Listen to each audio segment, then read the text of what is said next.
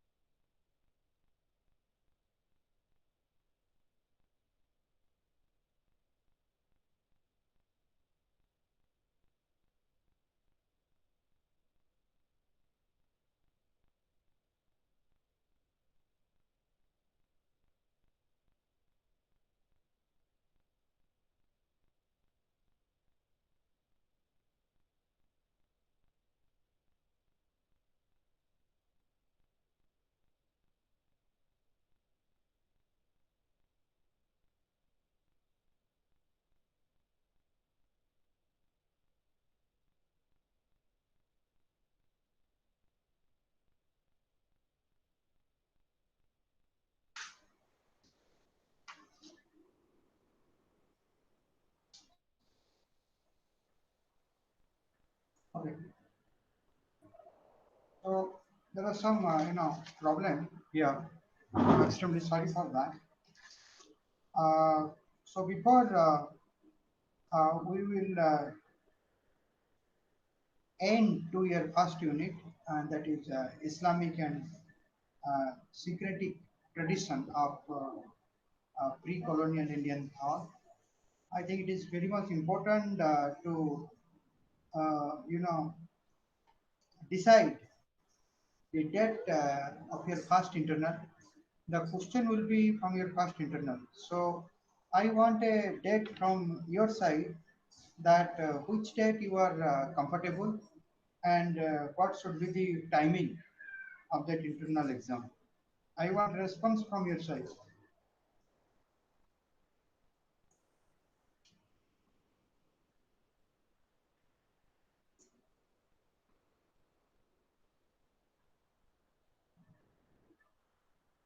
Taha, Tuesday is okay. Tuesday, I hope Tuesday is okay for all. And in Tuesday, at what time the internal exam will be conducive to all of you? What should be the timing on Tuesday? In our class at 4 o'clock. So 4 4. to 5, 4 to 5. And let me know, Taha, what is actually the pattern of your internal exam? Are you writing one question, one long question, or two long questions? Sir, it depends on faculty, sir. Uh, Till now, the faculty who has already, conducted internal exam, are they giving one yes, question or two questions? sir. Yesterday, I think I think for me, let me do one thing. I will give two questions in either or. The question will carry 20 marks, right? And you have yeah, to opt one question and write one question, and out of 20, you have to secure the marks, right? That will be okay. Is that? Is it okay? sorry, sir. See, you have to Hello. attempt only one. You have to attempt only one question and answer it. So I will evaluate you for that one question out of 20. Is that Yes, sir. okay? Okay. Okay, sir. Okay. Okay. So let's start. Today we will deal with the Islamic and syncretic traditions, and both these concept, Islamic and syncretic tradition of pre-colonial Indian political thought, is due to the advent of Islam into the soil of India in after 19th, 9th and 10th century, right? And when Islam entered to the soil of India, then you know it entered because it ruled India. Actually. So when Islamic ruler they ruled India, in their ruling they developed a kind of tradition. There is always a relation between the power and the knowledge. So which is first, which is second? It's actually it's just like chicken and egg story, whether power first or knowledge first. Uh, but historically, it is seen that knowledge is being created uh, due to the emergence of power. So when Islam entered and Islam started ruling, then certain Islamic, uh, uh, intellectual, they try to, intellectualize the whole system of government, whole system of governance, power, authority system, and their justification to all of these aspects constitute the political thought of that particular time. So, in a sense, we saw that how knowledge is being created due to the power. Uh, but there is also the vice versa. Power creates knowledge, and knowledge also creates, power. So there is a deep relation between the knowledge and power. The way I have already told you, the relation the Kshatriya and Brahman uh, they were having in the Vedic period. So Brahman, they have the right to interpret the Veda, and the Kshatriya they have the right to do the governance, and both are complementary to each other. And in case of Islam also, the same thing is also applicable where there is a good relation between the knowledge and the power. So when knowledge comes after the power, then this knowledge builds up the philosophy and thought, and all this philosophy and thought, it creates a kind of tradition. So tradition means what? Tradition, the difference between the tradition and thought is that when a particular kind of thought it is developed in a particular period of time, in a particular period of time where they are addressing only one issue, then it creates a trend. That trend you know uh, establish a tradition. That's the link. And if you look at the Islamic tradition in India, then you will find there are two kinds of Islamic tradition in India. So, and the kind of Islamic tradition in India, the variant or the division, what I said, two kinds, uh, that is based on the time, right? So, there is a time called medieval period, and there is a time called modern period, or we can say that the colonial period. So there is a Islamic tradition in the medieval period, and there is a Islamic tradition in the colonial or modern period. And the medieval period is also known as the pre-colonial period. Pre-colonial period. And the colonial period is characterized by the concept like modernity and the concept like nationalism.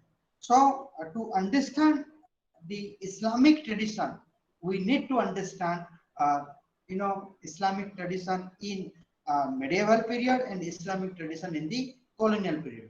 So, let's begin that what was the Islamic tradition in the medieval period. And now, what is this medieval period? The medieval period mostly it is the past 40 years after the birth of Prophet Muhammad. The past 40 years after the birth of Prophet Muhammad. That is 622 622 to 661 AD, right? And in that period, you know, the political theory of power and authority in this period was based on the right and virtuous, rule, the right and virtuous rule. And in this period, the Islamic tradition in the medieval period justify the two kinds of institution. One is the institution of theocracy, and second is the institution of monarchy. So, what is theocracy? A now let me ask you this question. What do you mean by theocracy? Taha, what is theocracy? Rule by the religion. Rule by the Sir, religion. yeah, Rule by one religion. Rule by yeah, one one religion. religion. And what is monarchy? Rule by Rule by one people. one king, one king, one king. So King. both this monarchy and theocracy that constitute the significant aspect of Islamic tradition in the medieval period.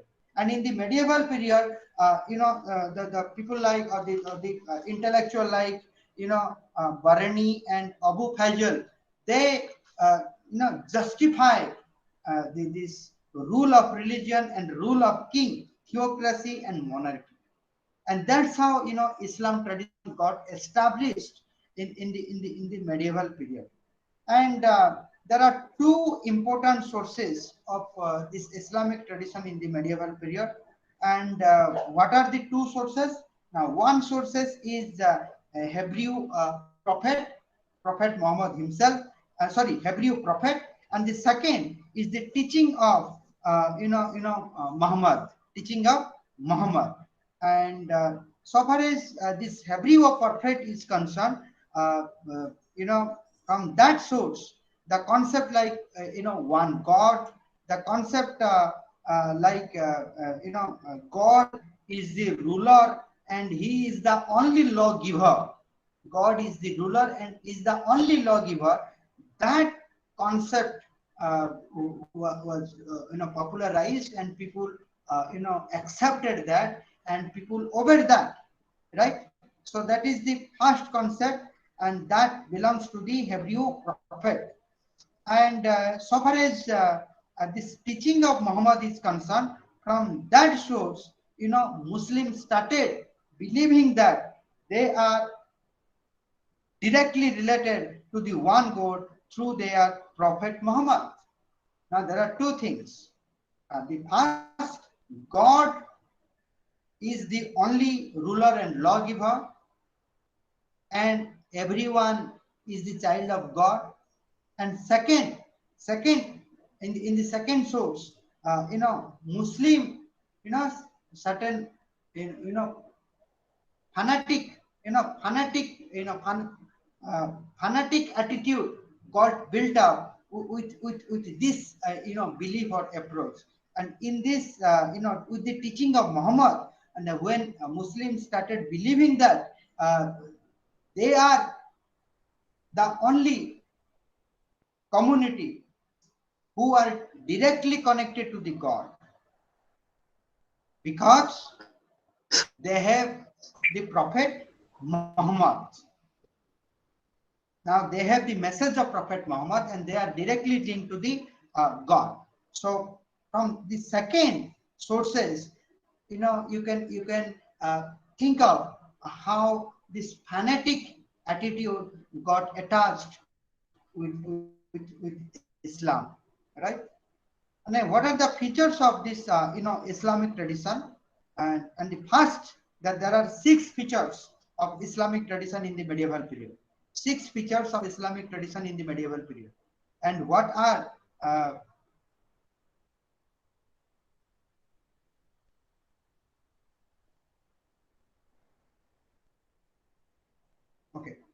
What are those six features? First is the exclusive political doctrine, and the second is the concept of equality or Islamic brotherhoodness, and third, king is the representative of God. Fourth, the incorporation of practice of local sects. Fifth, ideal of freedom through communal existence. Sixth, limited role of to reason or dogmatism. Now, these six are the features of Islamic tradition in the medieval period. The first one is the exclusive political doctrine. What is this exclusive political doctrine? Exclusivity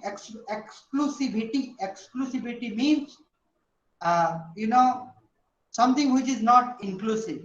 I mean, I will not accept you the way you are. I will accept you only when you will become like me. Then only you will be free. That is known as the exclusivity. Exclusivity. That means the political doctrine, the political rules, political institution, political governance, whatever Islam is suggesting, that is the governance. Everyone should follow it. Everyone, you know, they need to be converted into the Islam. They need to follow Islam, because whatever Islam or the Quran is prescribing, that is right. That must be followed. That is what it is commonly understood as the exclusive political doctrine. Whatever Quran suggests about the governance, about the king, that is the truth. That must be followed by the others. Now, that is exclusivity. That is the first feature. And the second feature is the concept of equality or Islamic brotherhoodness. And this equality, it is within within the Islam. I mean, non-Muslim and Muslim, they cannot be equal, but there is equality within the Muslim community, especially when they are entering to the masjid, right? So the sense of equality, earlier in the before the Islam entered to the in the Indian soil, uh, the thought was actually the Hindu thought, or Hindu political thought, and in the Hindu political thought, the concept equality was not there, and you know it when you know the comparison between this Brahminic and Sarmanic tradition. Then the Sarmanic tradition, it gives much more importance on the equality, and Brahminic tradition gives much more importance in the hierarchy. And the total system of Hindu political thought was centered around this hierarchy, not the equality. And the concept equality is equality within the community. It was actually introduced to the Bharat or India by the Islam first time. Not in all sphere, but in some specific sphere, they maintain equality, right? And there is a Islamic brotherhoodness. There is a Islamic brotherhoodness, and today also you can realize how uh, Muslims, they have a kind of feeling of brotherhoodness. Now, that Islamic brotherhoodness was also a very significant part of or features of Islamic tradition in the medieval period. So from the beginning, that sense of brotherhoodness is there, and it is still continuing, and it will continue. So if a Muslim in outside the India, he gets affected, then uh, the heart of Indian Muslim bleeds for non-Indian Muslim.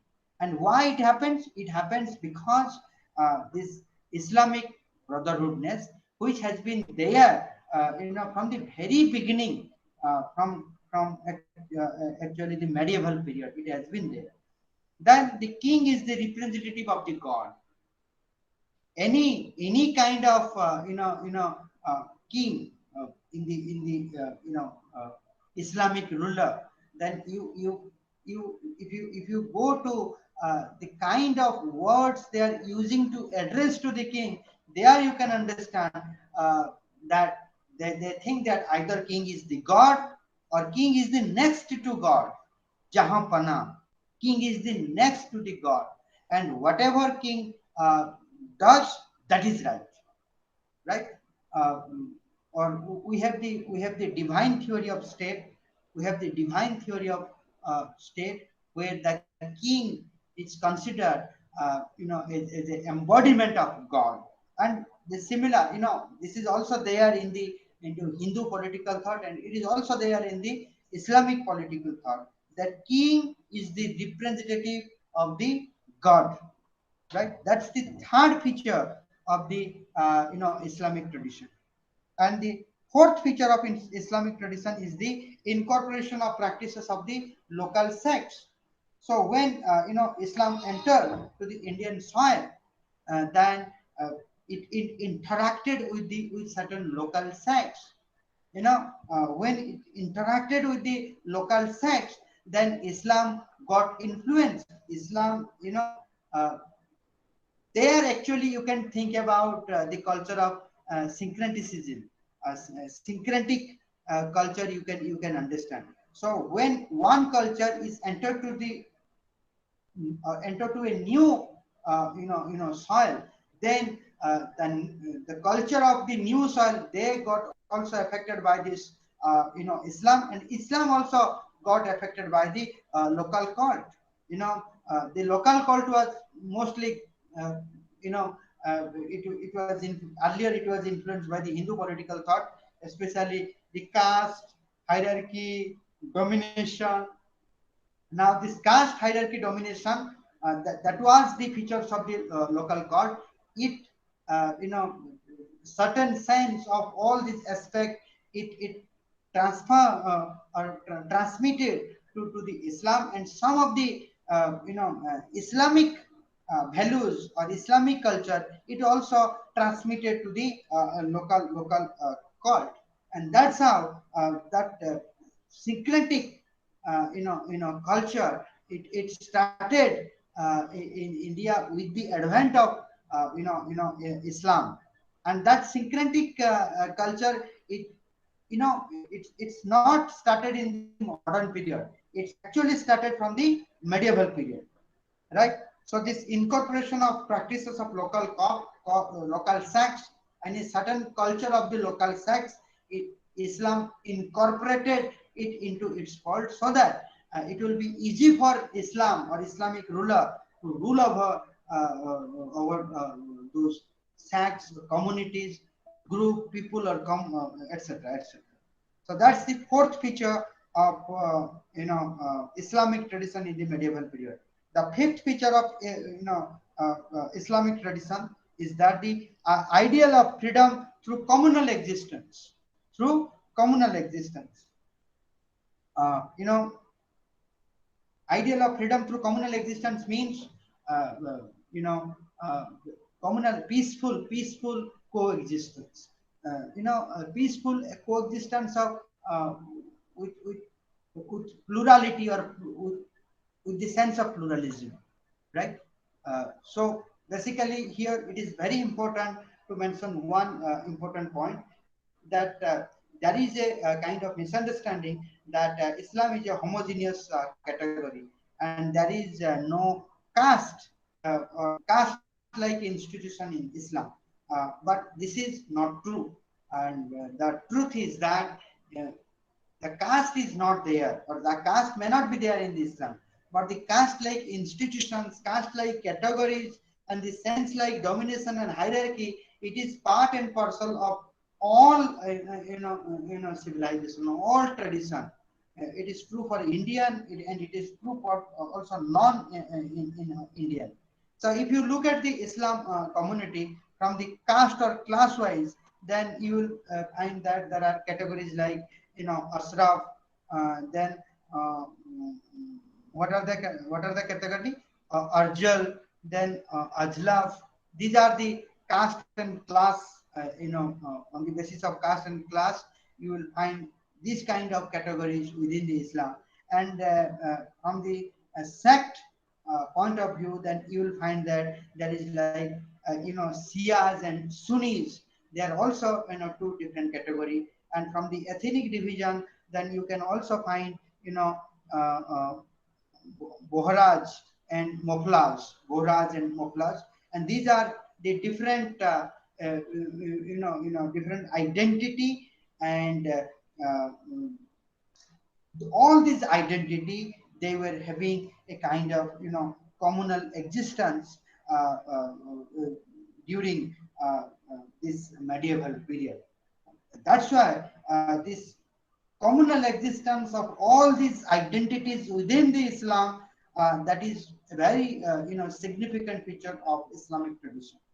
And that's the fifth features of the Islamic tradition. And the sixth feature of Islamic tradition is the limited role to the region or the dogmatism. Limited role to the regions. Even today also, if there is one community that challenges modernity in a very sincere way, that is actually the Islam. Somehow Hindu have incorporated, Buddhists have incorporated, modernity or modernization, but there is a ruthless fighting between the Islam and modernity. Islam is all about the belief, and they are a very strong supporter of the belief, right? And in Islam, scholars, even there are scholars like Naik, Zakir Naik, and if you look to his lecture, how he justified faith over the reason, and why there is a limited role of reason in the Islamic tradition of the medieval period. Now, primarily because of three things. Because Islam believe in the supremacy of one God, so there is no multiple God, monotheism. There is only one God, right?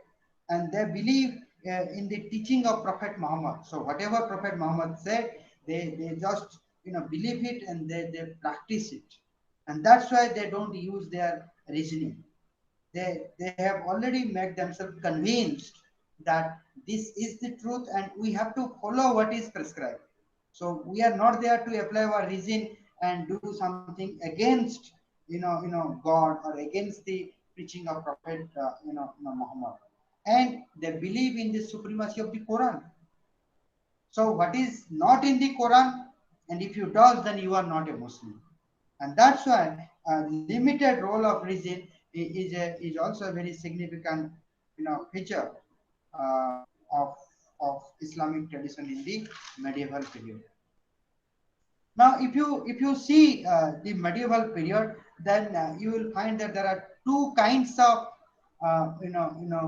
period. Again, the medieval period is it can be divided into two kinds of period. One period is called the uh, Sultanate period, and another period is called as the Mughal period. Sultanate period,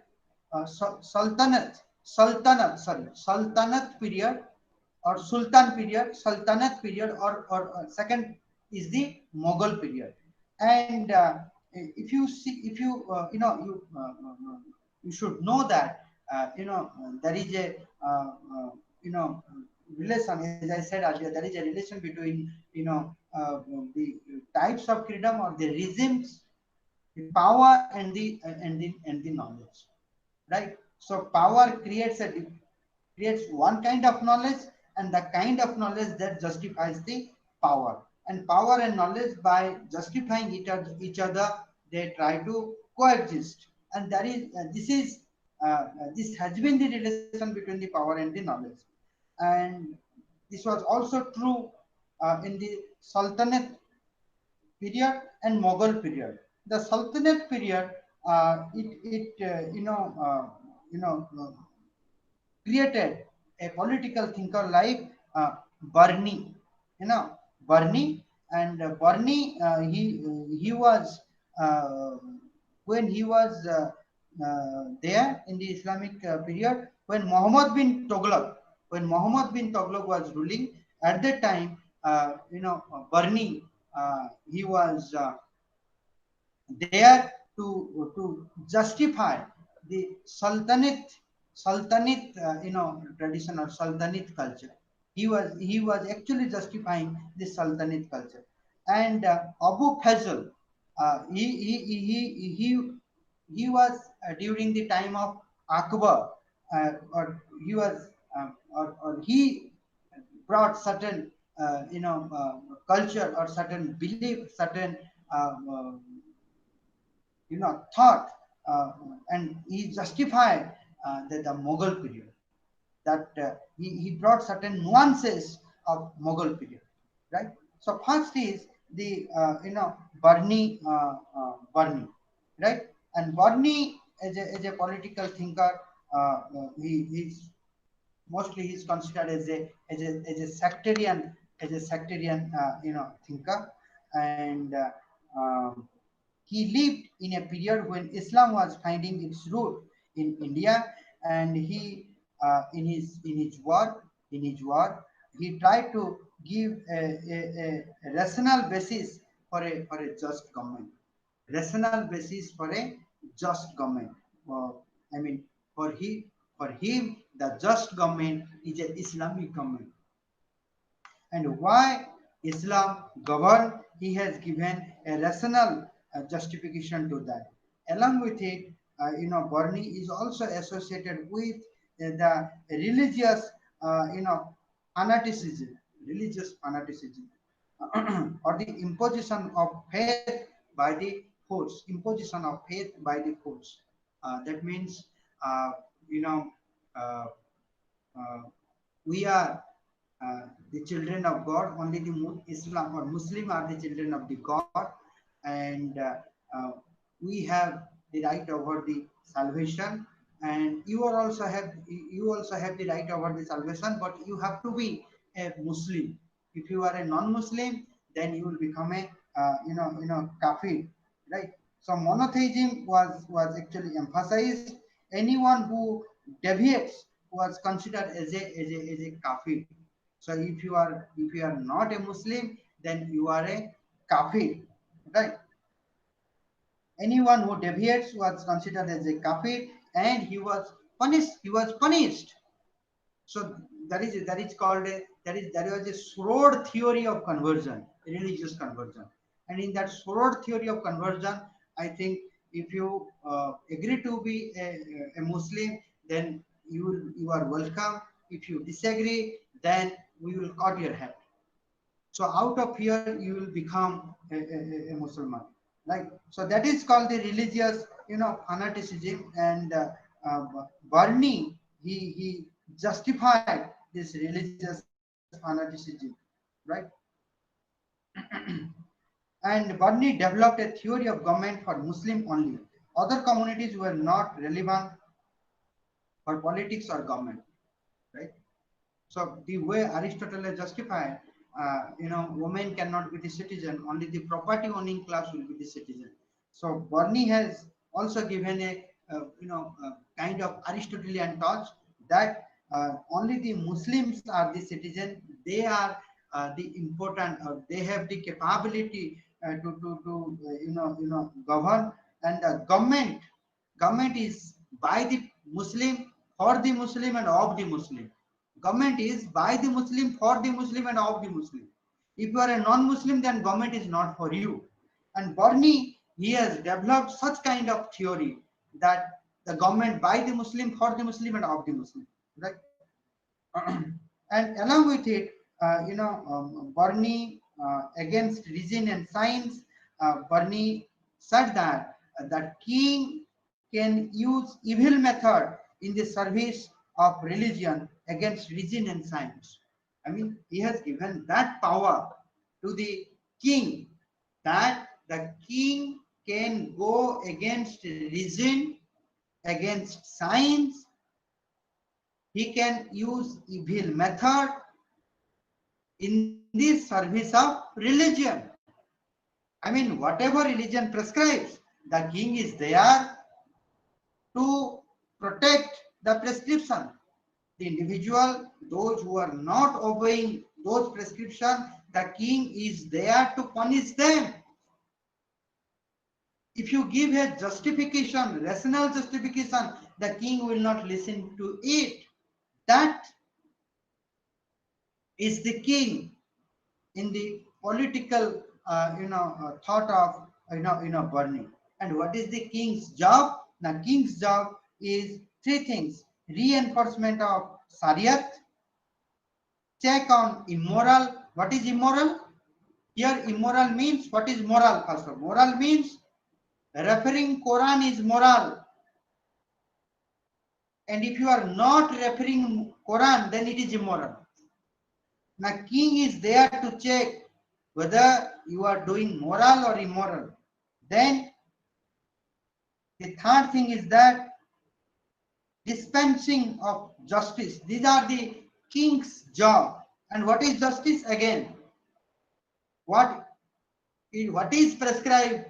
If you obey, then it is justice, otherwise it is injustice. And if the king successfully does all these three functions, then that king is called as good sultan. That king is called as good sultan. And from this sultan to sultanate period, from sultan to sultanate period. Now in that period, the Barni, he proved himself as a sectarian thinker, that I am right, you are wrong. If you use your reason, then you will be punished. That's the sectarianism. And sectarianism is not democratic at all. So that is, Bernie. And there is another, powerful thinker of, Islamic tradition of medieval period, and he belongs to the Mughal period, especially to the Akbar, and his name is Abu Fazl. Now this Abu Fazl, he was a minister in the Akbar's court, and he attached a new liberal and human approach to the Islam. So the Barni approach to the Islam, it was not liberal, it was very much conservative, very much orthodox, and it was not at all human, right? But this Abu Fazl, he attached a liberal and human approach to Islam. And to him, religious difference not to be allowed to destroy harmony of the society. If you remember Akbar, then you will find that Akbar is the only, you know, Islam ruler who is considered as secular in comparison to his counterparts earlier. And he was a minister of the, Akbar's court. And to him, what he's saying, that in the name of Quran, in the name of Quran, you cannot dismiss the religious difference, and hence you cannot destroy the harmony of the society. So if somebody doesn't want to be, Muslim, then he has the right to live with you. He has the right to stay with you harmony in a peaceful way. The peaceful coexistence of Muslim and non-Muslim is actually possible, and it should be there. Now this is Abu Fazl. Now certain liberal and human approach, it attached to the Islam. And secondly, contempt for tyranny. If the king will do something wrong, then the king can be punished. The tyrannical attitude of king can be punished. This is Akbar. Akbar was a very secular ruler. Now it is due to this, ministership in the Akbar court. Maybe Abu Fazl, he developed a liberal and human, or one can say that, and human approach to the Islam. Now Islam become more secular with Abu Fazal, not with the Barni. Today, you see, Muslim or the Islam, it is treated as communal. Right? My name is Khan, but I am not a terrorist. Now that was the Islam at the time, or that was the Islam in the view of Barni, not in the view of Abu Fajr. So there is a diversity of Islam and Quran. You know, it is actually a secular text. The preachers of the preachers of Quran, the preachers of Quran is actually very much secular, like Gita. The preachers of Quran and the attitude of uh, Musalman, they must relate to each other. Otherwise, uh, you know, uh, uh, this, what is that called? Fanaticism will be developed from this side and that side. Right? Now, what is this impact of media? So we saw Barni, we saw Abu Fazl are the two kinds of Islamic political thinker. They give two kinds of Islamic tradition in the medieval period. So one is the sectarian and other one is actually secular. Abu Fazl is secular and Barni is sectarian. Now, what is this impact of medieval Islamic tradition? Now, there are certain negative impact and there are certain positive impact. What is the negative impact? The negative impact is the Parda system. Parda system. And second, caste system, it got hardened. Caste-like institutions are there in the Islam. So with the Islamic ruler, the caste system got very rigid. Then exclusive thinking was attached. When Muslims are saying we are different from non-Muslim and we are pure and non-Muslim are impure, it also affected the Brahmins. Now Brahmins felt that non-Brahmins are not Brahmin and we are superior. So non-A is not part of the A. Non-A is not part of the A. Now this exclusive, thinking, it was, it was actually, it was, these were the negative impact of Islamic, tradition, medieval Islamic tradition. The Islamic ruler, they influenced the society in that way. So society was guided by the exclusive thinking, society was guided by the caste, and society was guided by the parda system. Parda system means what? That I will not show my face to you. Hence, I will not touch your shadow. Parda system. That we are different, we are not same. These were the negative side of medieval Islamic tradition, and the positive side of medieval Islamic traditions are that the syncretic tradition it started. Syncretic tradition means what? Now when the Islam, it incorporated certain practice of local sects, there the syncretic tradition it started. And when Abu Fazl, he allowed, pluralism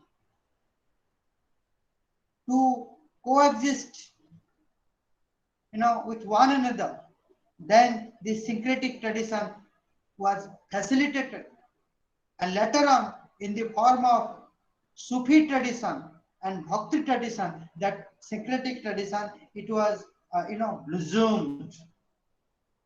It was spreaded. It becomes the syncretic tradition.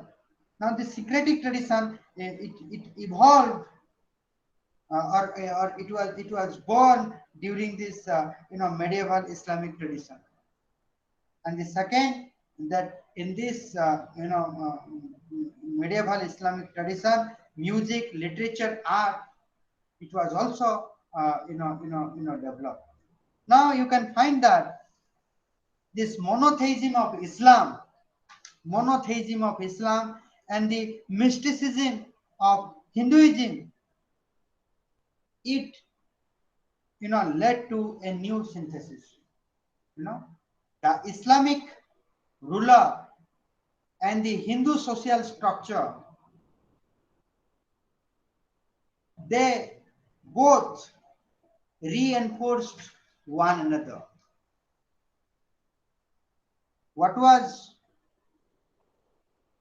the thinking of Hindu social order, that was also the thinking of Islamic political order. So Hindu social order and Islamic political order, they were guided by the similar thought, similar understanding. So that is what the Islamic tradition during this medieval period. But in the second is the Islamic tradition in the modern period. Now in the modern time, Islam faced colonialism and nationalism,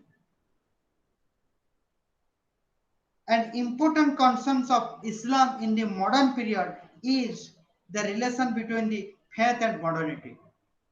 Faith and modernity. What is the relation between the faith and modernity? Islam in the modern period, it was confined between, it was confined to this relationship, faith and modernity, and it was confined to the relationship between the revelation and plurality of belief. Revelation means divine disclosure. Divine disclosure.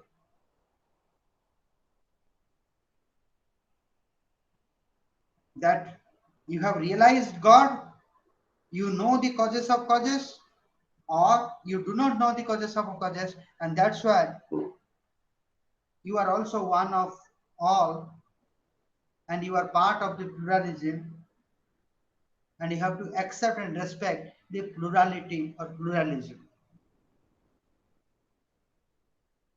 So basically, God exists or God doesn't exist.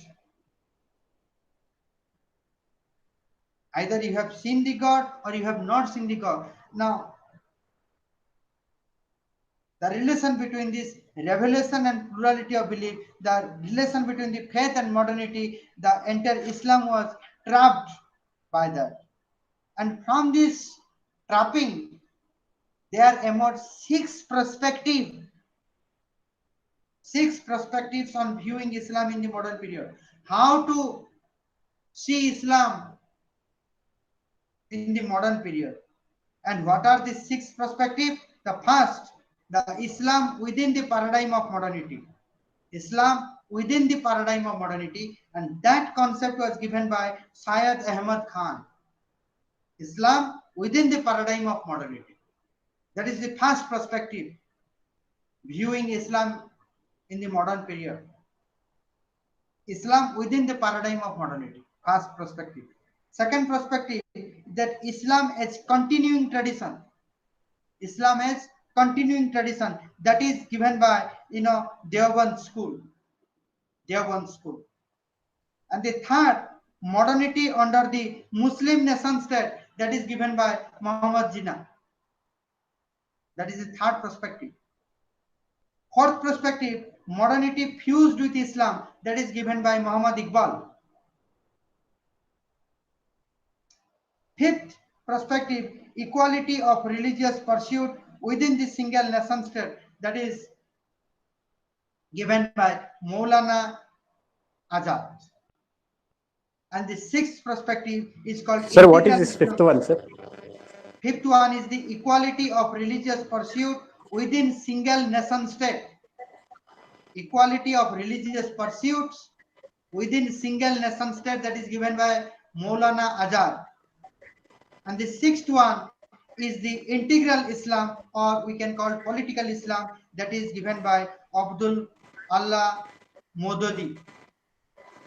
Now, these are the six perspectives of viewing Islam in the modern period. In the next class, I will let you know what all these six perspectives holds, or what is the central argument of the sixth perspective so far as the modernity and Islam is concerned, so far as the faith and the relation between the faith and modernity is concerned, so far as the revelation and plurality of belief, the relation between the revelation and plurality of belief is concerned. In the next class, I will deal with that. So I think in tomorrow is the Sunday, right? Yes, So sir. Sunday when you are free,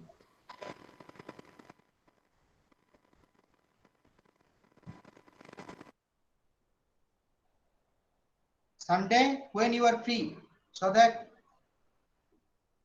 is it okay to take your class from 10 to 11:30? Okay, sir. 10 to 11:30? Okay. So any questions or any adding? I think Sir, any, yes. sir, what is the fifth feature related to Islamic tradition in medieval period? Medieval period, sir. Fifth, fifth Fifth feature, feature. right? Fifth Yes. feature is the ideal of freedom through communal existence. Ideal of freedom through communal existence. That means the Ashraf, Adlaf, and Arjal, the Shia Sunni, the Boraj and Moflaj. Now, all these identity, they have the freedom to exist peacefully. They have the right for peaceful coexistence. So you can find a kind of freedom and equality and the communal existence in the Islamic tradition of medieval period. That is the fifth feature. Sir, one more. Sir, I have one doubt, sir. Yeah. Sir, Akbar followed this Deen Ilahi. You know, his Yes. religion is Deen Ilahi. So, how we Yes. compare it with Islam, sir? And so as now we are talking about this Abul Fazl, who is the Hmm. minister in the Akbar court. So, his views is very different, right? I think Hmm. when we study this Islamic books, I think many of the people will follow Barni's thought. Hmm. So how we compare this with Akbar's Deen-e Ilahi? You are comparing with whom? Barni with Akbar Dinilai. Yes, sir, with that religion. I think that is Deen-e Ilahi itself one religion. I think Hmm. it's Hmm. Hmm. not part of Islam. It's different one. What is followed by Akbar? Acha, acha. Like, you know, if you are So going tomorrow, against the Quran, then the king should also be punished, right? yes, What you said. yes, But Akbar's thing is yes. entirely different. What I think, sir. Just give clarify on that. And yeah, yes. Tomorrow I will do that. So again I will go through that Dini Ilahi, and I will see how people they accept Barni than Dini Ilahi. Right? Is that your point, Taha? Yes, sir. That in general Musalman or Muslim they follow Barni then Dini life. And what is that reason? Right. So I think I will handle this question tomorrow. Okay, sir. So thank you. Sir, Okay, Venkatesh. sir, Hmm. I have a question, sir. Yeah, Venkat. Sir, the Islamic book Quran, Hmm. the principle says that basic nature is secular. Ah, Yeah. So then these countries like Pakistan, in those countries, the group like terrorist groups, they form on the basis of their main motive is to achieve a Islamic state. hmm, hmm, hmm, hmm. And basically they follow only Quran only. Other than Quran, they won't follow anything. So what's your opinion on it, sir? See, Then my how opinion is how that Quran is a religious text, right? There are certain terminology, there are certain meaning. Every concept has multiple meaning. So, what meaning you are understanding, that depends on you. Everything is derived from the Quran. Fanatic, or those who are the believer of fanaticism, they are also deriving from the Quran, but they are attaching a different meaning to that. For example, what is that called? What is that term? Mm, I'm forgetting that term. That it is the meaning of the term is that killing the bad individual within you, right? Not killing the others, not killing the non-Muslim. What is the term, Jihad, Mohammed? sir. Jihad, yes, jihad. See, jihad term is mentioned in the Quran, but now how to understand that jihad? You know, uh, a fanatic group, they understand in a different way, and if you ask Muhammad Iqbal, then he will give a different understanding of jihad. So basically, the nature of individual, that decides the meaning you are attaching to different words in the religious text. So that's the thing, that there are people like Abdul Kalam, there are people like Maulana Azad, there are people like Muhammad Iqbal on one hand, and there are also people like Muhammad Jinnah. There are people like Barni, right? Uh, I mean, they are all Musalman, but their personality is actually different, and that's why it is unfortunate, and it is also faith accompli that it will also continue, because we cannot expect everyone as intellectual, and everyone will have a similar positive perspective. uh, you know it is always possible actually in that sense, right? sir, I have a last question, So any sir. other question? Yeah. Sir, what is this interlink between this religion and God, sir?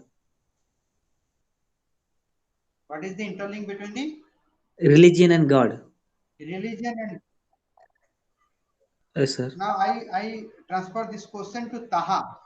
Taha, you try to answer the question of Venkatesh, and it is a very general question. And this question is as much relevant today as it was in the past also.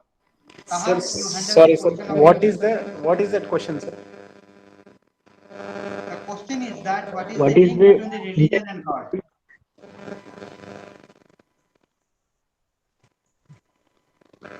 Sir, I think I even can't answer this question. Now, Venkatesh, how you perceive, how you now I'm speaking like Rahul Gandhi, how you perceive as the link between the religion and the God.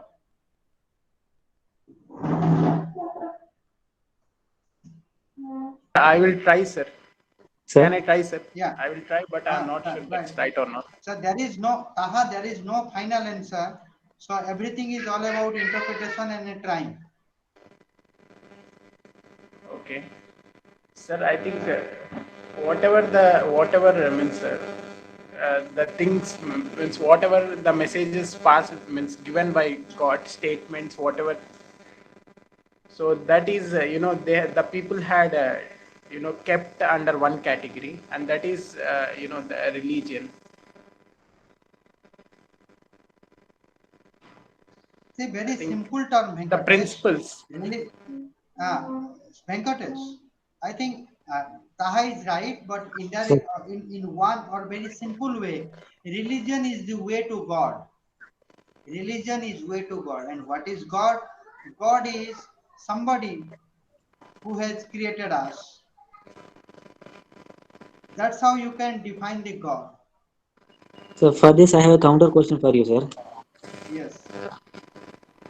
So I can say that there was a God, but Taha, can you unmute your device? Can you mute your device? Yeah. I, I am believe that there was a God, but the people who have different intentions and different perspectives, they made this religion. and they made the gods as a different gods. So I believe that. So there was only one God.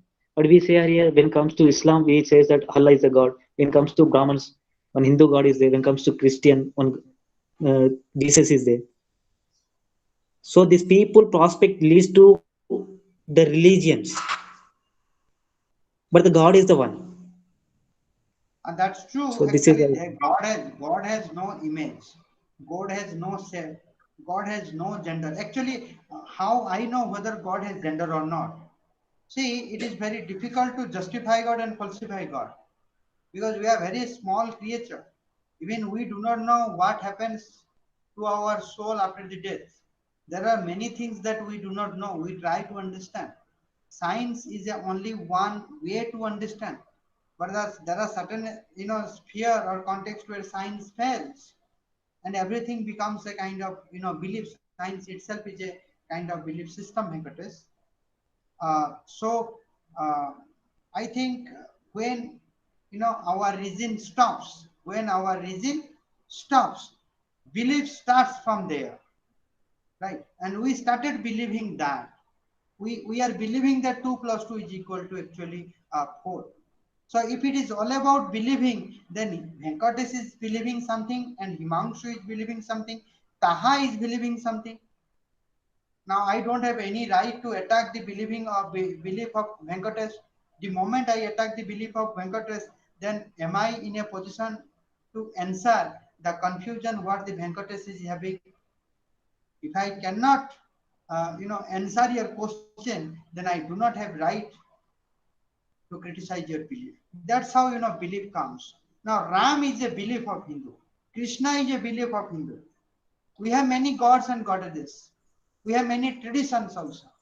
And the way Allah is the belief of Islam. Jesus Christ is the belief of Christians. Now, can you falsify Jesus Christ? Can you falsify Allah?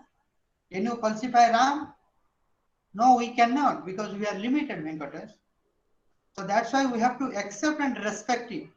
And this secularism demands it that where you cannot do anything, you cannot convince, you cannot justify, you cannot falsify even.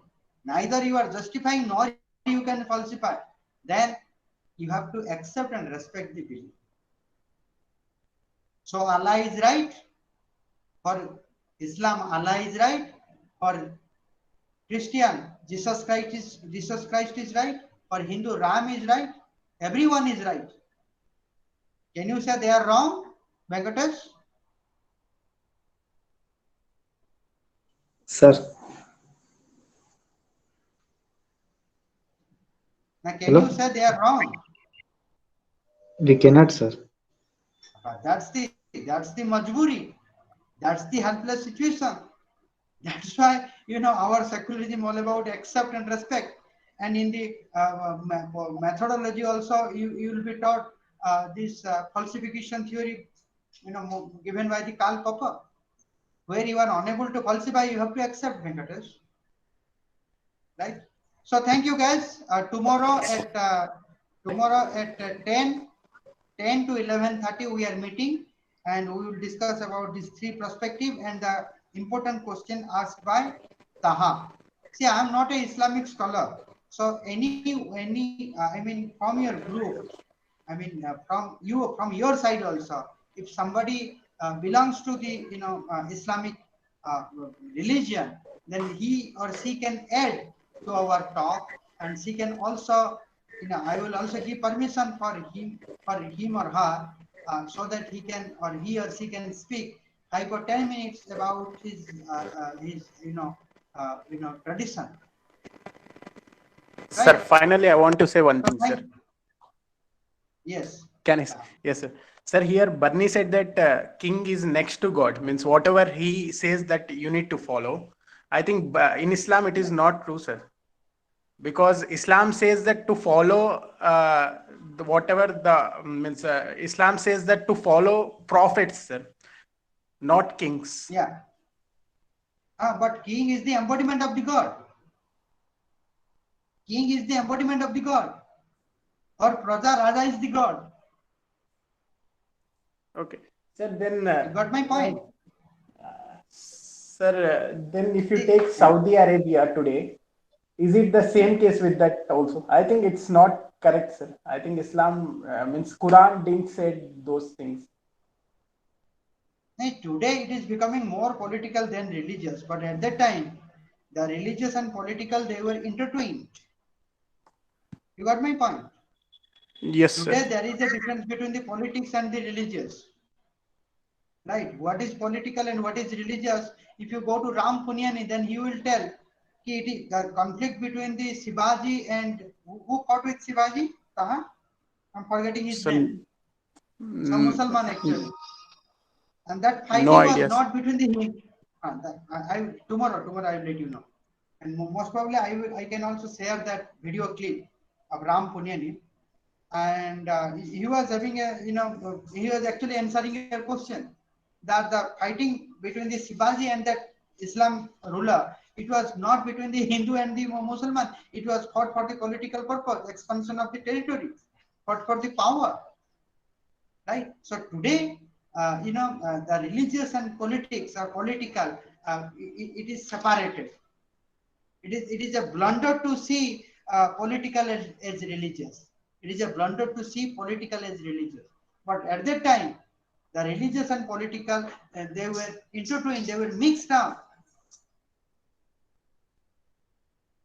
and that's why the king is was considered as the god, and king was actually protecting the Quran. I told now who is the best sultan? A best sultan is that who reinforce the Shariat laws. A best sultan is that person who checks the immoral. What is immoral? Not following Quran is Not following immoral. Quran. Not following Quran is immoral. Now king is there to check that person whether you are following Quran or not. Right? Now this constitute what? King is Quran, Quran is the king. The way in the Hindu tradition, Brahman is the Kshatriya, Kshatriya is the Brahmin.